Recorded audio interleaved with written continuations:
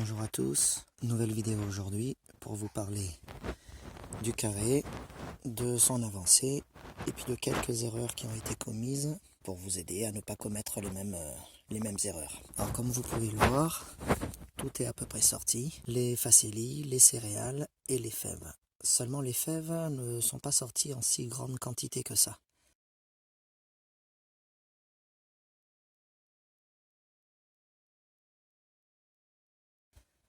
Alors, il y a plusieurs erreurs qui ont été commises là au moment de la plantation de ces fèves et je vais vous expliquer exactement lesquelles.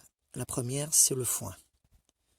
Le type de foin que j'ai utilisé était trop vert au moment où je l'ai placé, donc je n'ai pas acheté un foin suffisamment sec pour démarrer cette plantation. Ici, on est dans le sud de la France. Pour ceux d'entre vous qui êtes dans le coin, vous savez qu'il y a eu très peu de pluie ces derniers temps. Là, au moment où je suis en train de filmer cette vidéo, il a plu cette nuit, une petite pluie. La précédente remonte à il y a environ 2 semaines, aux alentours de la mi-mars. Et la précédente remonte à fin février. Donc c'est qu'il fait vraiment très peu de pluie. Qu'est-ce que ça a comme conséquence? Eh bien, ça a amené un dessèchement du foin. Et ces fameux trous dont je vous avais parlé, les trous que vous faites au moment où vous plantez les fèves, qui doivent se reboucher, eh bien ici, ils ne se sont pas bouchés. Ils sont restés relativement ouverts à cause de la sécheresse du foin. Alors là, comme il a plu, là il est humide, donc du coup le foin est en train de travailler. Mais à cause de cette sécheresse du foin, les trous donc ne se sont pas refermés. Ça a laissé la place à certains ravageurs de venir s'y installer. Alors ici on ne le voit pas, mais au fond de ce trou, il y a une belle limace énorme. Et donc je me retrouve avec plusieurs trous comme ça. Donc je pense qu'une bonne partie des fèves ont été grignotées par toute cette faune. Donc ça c'est la première erreur, déjà de ne pas avoir récupéré un foin suffisamment sec. Je vais vous montrer juste à côté un foin différent. Un foin que j'ai acheté qui m'a coûté un peu plus cher, mais qui est beaucoup plus sec. Et celui-ci, si j'avais planté le même système dans ce type de foin là je pense que ça aurait fonctionné parce que là, il y aurait eu moins de possibilités pour cette faune de venir grignoter donc les graines de fèves. Ça c'est le premier problème qui a été causé par le foin trop humide au moment de l'achat. Donc quand vous achetez votre foin, achetez-le bien sec. Lorsque vous venez faire votre plantation, celui-ci se referme autour de la graine que vous venez d'implanter. Et à ce moment-là, il n'y aura pas d'ouverture pour qu'il y ait limaces et autres oiseaux et je ne sais quels autres animaux qui peuvent venir grignoter tout ça. Deuxième chose aussi causée par ce foin trop humide au moment de l'achat, ce qui se passe c'est que quand vous le mettez en place, avec la chaleur qu'il a fait ici et le peu de pluie, ce foin a séché. Il a tellement bien séché qu'il a fini par former une sorte de croûte à la surface. Une espèce de croûte qui a empêché les graines, qui a empêché les germes des fèves de passer. Ce qui fait qu'au lieu que le système vienne abriter, protéger les fèves, il les a plutôt coincées en dessous, sous cette espèce de plaque de foin extrêmement rigide. Et les graines de fèves, quand elles ont germé, elles n'ont pas réussi à percer le foin. Ce qui fait que ça a considérablement freiné le système. Donc, surtout, ne commettez pas cette erreur-là. Quand vous achetez votre foin, il faut qu'il soit bien sec. C'est la matière sèche, essentiellement, qui va venir nourrir le sol. Donc, s'il y a trop d'eau, trop d'humidité dans le foin que vous achetez, toute cette eau va s'évaporer et vous allez perdre énormément de bénéfices dans le nourrissage de votre sol à travers le foin que vous achèterez. Donc, achetez toujours un foin bien sec. Deuxième erreur, c'est d'avoir consommé tout mon stock. Bon, il ne m'en restait plus beaucoup, mais d'avoir consommé tout mon stock de graines, de fèves. Alors, il m'en restait plus beaucoup, donc de toute façon, je voulais terminer ce carré avec le peu de fèves qu'il restait. Donc de toute manière, ça ne change pas grand-chose. Vous voyez, ce genre de petite bestiole, à mon avis, elle a dû se régaler des graines de fèves que j'ai pu planter. Quand on observe le fond de certains trous qui sont restés, on peut voir, alors ici ça ne se verra pas avec la caméra, mais on peut voir la trace de leur passage. Donc c'est certainement elles qui sont venues grignoter les fèves. Sans compter le fait que j'ai énormément de campagnols aussi sur le terrain. Ça peut être un gros souci également. Une autre erreur aussi, alors là ça ne concerne pas les fèves, ça concerne les céréales, c'est de ne pas mettre assez de graines de céréales. Si vous n'en mettez pas assez, ça ne germe pas forcément. Donc il faut faire bien attention à ça. Si vous voulez planter des céréales, il faut en planter en quantité pour que ça sorte en quantité également. Voilà, donc le foin très sec, la quantité de graines de fèves est importante. Si par exemple vous consommez tout votre stock de graines de fèves, vous ne pouvez pas rattraper les erreurs comme celles que je vous ai montrées ici. Là, dans l'idéal, il aurait fallu que je rachète des graines de fèves et que je vienne replanter aux endroits où ça n'a pas pris, de manière à espérer une nouvelle poussée et combler les espaces vides aux endroits où il y en a. Voilà donc, le foin trop humide au moment de l'achat, une erreur à ne pas commettre, et l'autre erreur, consommer tout son stock de graines, ce qui entraîne un problème de pénurie au moment où vous allez vouloir essayer de rattraper les éventuels manques qu'il peut y avoir dans la méthode que je vous ai proposée. Donc voilà, on va laisser ce carré poursuivre sa petite vie, et puis on se rattrapera sur les autres. Les autres carrés, comme vous avez pu les voir, ceux-là sont particulièrement fournis, mais parce que je les avais plantés autour du mois d'octobre et de novembre, ce qui fait que toutes les pluies d'automne et d'hiver sont venues conserver l'humidité du foin, et du coup tout ça a poussé plutôt raisonnablement, et j'ai eu très très peu de rattrapage à faire au niveau de mes graines pour récupérer le problème. Donc si vous êtes dans le sud de la France, que vous en avez la possibilité, plantez en octobre et en novembre. Ça vous permettra justement d'éviter ce genre de problème. Un autre sujet que j'aimerais aborder, qui m'a été soufflé par une personne qui me suit, par un commentaire qui m'a été fait. Dans la vidéo précédente, on peut voir que pour faire mon substrat, j'utilise donc des feuilles, des déchets de cuisine, du crottin de cheval et du foin. Et donc le commentaire que cette personne m'a fait est le suivant. Tu fais pousser ta nourriture dans des excréments. Vaste sujet qu'on va aborder tout de suite.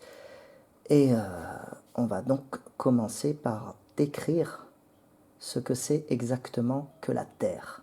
Dans les définitions que j'ai pu trouver, c'est une matière friable de composition variable provenant de la dégradation des roches et de la décomposition des débris végétaux et animaux. Une autre définition que j'ai trouvée, c'est la matière constituant la couche superficielle du globe où croissent les végétaux. Donc oui, je couvre le sol pourquoi? Pour protéger la vie du sol. Ici par exemple, c'est une petite séquence que j'ai tournée sous les feuilles que je gardais en stock pour pouvoir pailler mes plantations. On peut voir des crottes de rongeurs et on voit au milieu de tout ça évoluer des colamboles, des cloportes, certainement des acariens et toutes sortes d'autres bestioles dont je vais vous parler maintenant. Le type d'insectes que je peux trouver dans mon sol. Alors, on peut y trouver des cloportes dans mon sol, énormément de cloportes.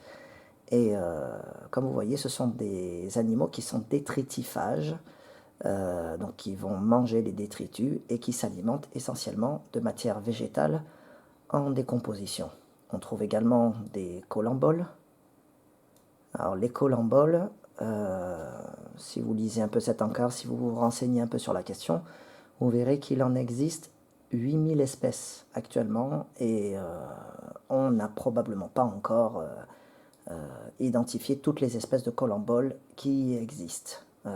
Dans une forêt, Dans un habitat forestier, on peut trouver entre 200 000 et 300 000 collemboles par mètre carré, ce qui est assez énorme. Si vous faites du lombricompostage, vous pouvez aussi avoir votre compost de lombric colonisé par les collemboles, ce qui est une excellente chose. Après, il y a d'autres types d'animaux qu'on trouve qui sont un peu moins aimés par les jardiniers, notamment les escargots. Les escargots se nourrissent également de débris végétaux, de détritus végétaux. Et évidemment, on ne peut pas passer sur les escargots sans parler des limaces. Les limaces, évidemment, une grosse menace pour les jardiniers, mais également un gros intérêt pour le sol puisqu'ils décomposent justement tous les végétaux. Les limaces ne sont pas uniquement herbivores, elles peuvent être aussi carnivores, voire même cannibales. Ensuite, les hules. Alors l'iule, donc on dit le hule ou l'iule, c'est un myriapode, donc un insecte qui possède une myriade de pattes et se nourrit de débris végétaux. Alors dans mon sol, je trouve aussi des gloméris. Le gloméris est également de la famille des myriapodes. Il ressemble au cloporte, mais le cloporte est un crustacé de la famille des crustacés, alors que le gloméris, lui, fait partie de la famille des myriapodes, qui n'est pas tout à fait la même chose. Mais toujours est-il que cet insecte-là mange également des débris végétaux en décomposition, exactement comme les autres. Alors, évidemment, j'ai évoqué tous les insectes que j'ai pu voir dans mon sol. Alors évidemment, il n'y a pas que cela. J'ai pu voir aussi des scorpions, des araignées, des punaises, des pucerons, des fourmis. Donc énormément d'insectes dans mon sol parce que je ne laboure pas mon sol. Et évidemment, je ne peux pas évoquer ce sujet-là sans parler du champion toute catégorie du labourage du sol et du travail du sol. Il s'agit du ver de terre. Le ver de terre qui a été qualifié par Charles Darwin comme étant le premier laboureur de sol. Alors nous connaissons aussi un autre laboureur de sol, c'est l'homme. Ici par exemple c'est un champ que j'ai pris en photo il n'y a pas très longtemps. On ne le voit pas forcément très bien sur la photo, encore que si. Le labour a quasiment entre 50 et 60 cm de profondeur là. La rigole que vous voyez sur le devant, je rentrais dedans, elle m'arrivait, la terre m'arrivait quasiment au niveau de la hanche. L'homme laboure le sol et cause beaucoup de problèmes. Tout simplement pour la simple et bonne raison que le sol, quand on le laboure, c'est comme si on vous prenait la peau, qu'on vous l'arrachait et qu'on vous la retournait. Le sol, c'est comme notre peau, c'est-à-dire que sur notre peau vit une certaine flore bactérienne et sous notre peau vit également une autre flore. Si on prend votre peau et qu'on la retourne, la flore qui est au-dessus se retrouve en dessous, la flore qui est en dessous se retrouve au-dessus. Les deux vont mourir. C'est ce qui se passe exactement dans un sol labouré. On prend toute la microfaune et la mésofaune également, qui vit au-dessus du sol, on la met en dessous, et inversement. Ce qui, du coup, rend très difficile la régénération de ce sol, vu qu'on a tué toute la vie qu'il y avait dessus, juste avec le labour. Je ne parle même pas des pesticides que l'on peut mettre dans le sol pour tuer tel ou tel champignon. Forcément, quand on tue un champignon, on tue également les autres champignons. Le pesticide n'est pas sélectif. Et il se trouve que tous les insectes dont nous avons parlé avant se nourrissent de végétaux qui commencent à se décomposer. Et pour commencer à se décomposer, ces végétaux ont besoin de certains types de champignons qui vont sécréter des enzymes qui vont démarrer la décomposition de ces végétaux. Donc quand on retourne le sol, c'est un peu comme si on nous retournait la peau. Le labour donc impacte les différentes faunes du sol et en plus tout ça, ça amène un énorme gaspillage d'énergie puisqu'il faut de l'énergie fossile pour passer un tracteur et labourer tout ça. Alors évidemment, on ne va pas revenir aux chevaux avec le labour. L'idée est carrément de ne plus labourer. Pour ça, je vous invite à vous renseigner sur tous les sites qui existent et qui parlent de cette question-là. Il y a un site notamment qui s'appelle Maraîchage sur sol vivant qui évoque une agriculture futuriste, entre guillemets, où il n'y aurait plus du tout de travail du sol, ou très peu. Donc pourquoi je parle de gaspillage d'énergie? Parce qu'on va utiliser de l'énergie fossile pour labourer, mais on va également utiliser de l'énergie fossile pour repasser au-dessus de ces mottes, pour les casser et rendre la terre un peu plus meuble pour pouvoir venir semer là-dedans. Parce que là, ces mottes, telles qu'elles étaient, en ayant pris le soleil pendant 2-3 jours, c'était de la pierre, littéralement. Donc, selon Charles Darwin, les vers de terre sont les premiers laboureurs du sol. Il a totalement raison, parce que si on regarde la population de vers de terre sur Terre, on se rend compte qu'ils représentent entre 60 et 80% de la biomasse animale des sols, dans les climats tempérés. Il faut savoir que la population de vers de terre dans le monde représente 20 fois la population, en termes de poids, la population humaine. Alors les vers de terre jouent un rôle fondamental dans la production, la structuration, l'entretien et la productivité des sols. Donc le ver de terre, en creusant ses galeries, va entretenir le sol, il va le labourer, il va permettre à l'eau de pénétrer dans ce sol, il va permettre également certaines réactions chimiques qui vont aider à emmagasiner l'azote, le carbone présent dans l'atmosphère, et tout ça va être stocké dans le sol. Donc quand on laboure, on libère ces gaz dans l'atmosphère, et ce qui est une des causes du réchauffement climatique. Ensuite, donc, les vers de terre vont attendre que les déchets végétaux soient légèrement décomposés par des bactéries, par des champignons, et ensuite, eux vont grignoter donc ces déchets végétaux en décomposition, mais également la roche, et vont mélanger tout ça pendant leur digestion, dans leur intestin, et vont l'excréter dans une matière qu'on va appeler justement la terre. Il n'y a pas que les vers de terre qui font cette action, il y a également tous les insectes que j'ai pu citer auparavant. Alors pour vous donner une idée de la quantité de ce que les vers de terre peuvent ingérer, ils peuvent ingérer 90% de leur propre poids de corps et en excréter entre 50 et 60%, ce qui fait une énorme quantité. Un ver de terre peut faire transiter par son estomac une quantité de terre équivalente à, alors je vous résume tout ça, équivalente à 30 kilos, je prends les chiffres les plus bas, 30 kilos de terre par mètre carré. Alors 30 kilos de terre par mètre carré, ça représente une couche de 5 à 6 cm d'épaisseur. Donc, pourquoi est-ce que je recouvre mes carrés de crottin, de feuilles et autres matériaux? Parce que tous ces matériaux sont justement les matériaux que les vers de terre adorent grignoter, et pas que les vers de terre, toute la vie du sol, parce qu'en fait il faut favoriser une certaine biodiversité. En faisant ça, on stocke du carbone dans le sol, on rend le sol plus fertile, on le rend également plus résilient à la sécheresse, plus résilient au froid, donc ça n'apporte que des qualités. Par contre, si on laboure le sol, quand un orage va arriver et va frapper un sol labouré comme celui que vous avez pu voir, voilà ce qui va se passer. Les pluies vont emporter le sol, vont emporter particulièrement les matières les plus fines qui se retrouvent à la surface du sol. Or, dans ces matières les plus fines se trouvent les minéraux qui étaient absorbables pour les plantes. Et du coup, on va être obligé d'avoir recours à la chimie. Donc, favorisons la vie du sol pour pouvoir augmenter sa fertilité, pour pouvoir aggrader le sol et non pas le dégrader. Et on obtient quelque chose de beaucoup plus intéressant. Le problème ensuite, c'est de comprendre les techniques qu'on peut utiliser pour pouvoir cultiver dans un sol qu'on laisse couvert. Alors évidemment, il n'y a pas une recette, une méthode rigide à appliquer. Évidemment, tout cela se fait en fonction de vos régions, en fonction de votre climat, en fonction de votre pluviométrie et de toutes sortes d'éléments de ce genre à prendre en compte. Il y a des gens, par exemple, qui sur leur terrain n'ont pas de vers de terre. Donc il faut composer avec et utiliser des méthodes différentes.